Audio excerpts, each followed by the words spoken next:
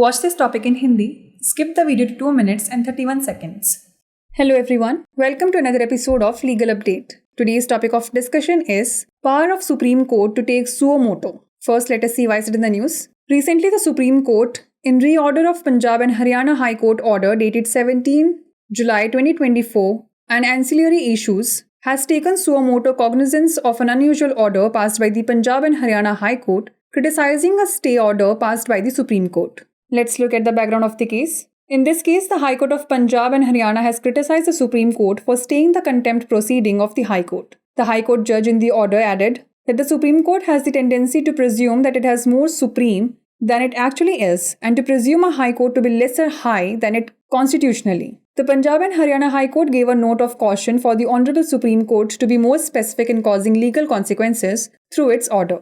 The court observation was as follows. A 5-judge bench comprising Chief Justice of India D.Y. Chandrachud, Justices Sanjeev Khanna, B.R. Gavai, Suryakant and Rishikesh Roy underscores the gratuitous observations by the single judge were unnecessary and unwarranted. Compliance with Supreme Court direction is not a matter of choice, but a matter of a binding legal system, which overlooks the process of judicial adjudication in the country. The Supreme Court further said that it had to take suo moto notice of the July 17 order because it brought the judicial system into disrepute, lowered the dignity of the High Court, and contained unnecessary observations. Let's know more about suo moto power of Supreme Court. The suo moto power of the Supreme Court refers to its authority to take up cases on its own initiative without a formal request from any party. This power mandates the Supreme Court to act as the guardian of the Constitution and the fundamental rights of citizens. Article 32 of the Constitution of India grants the Supreme Court to take suo moto in the cases to ensure justice, even if it means stepping beyond the strict procedural confines.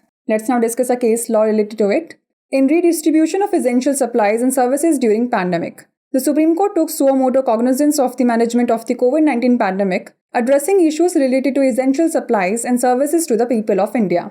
Before we wrap up, here's a question for you. Which article of the Constitution of India deals with suo moto power of the Supreme Court? Article 21, Article 32, Article 124 or Article 130? Send the answer to this question in the comment section. Like, share and subscribe for more such content. नमस्कार, legal update programme में आपका स्वागत है। आज हमारी चर्चा का विषय है सर्वोच्च न्यायालय की स्वतः संज्ञान की शक्ति। सबसे पहले जान लेते हैं यह चर्चा में क्यों है। हाल ही में सर्वोच्च न्यायालय ने इनरी पंजाब और हरियाणा उच्च न्यायालय के आदेश दिनांक 17 जुलाई 2024 और सहायक मुद्दों ने पंजाब और हरियाणा उच्च न्यायालय द्वारा पारित एक असामान्य आदेश का स्वतः संज्ञान लिया है, जिसमें सर्वोच्च न्यायालय द्वारा पारित स्थगन आदेश की आलोचना की गई है। चलिए जान लेते हैं मामले की पृष्ठभूमि। इस मामले में पंजाब और हरियाणा उच्च न्यायालय ने उच्च न्यायालय की अवमानना कार्यवाही पर रोक लगाने के लिए सर्वोच्च न्यायालय की आलोचना की है।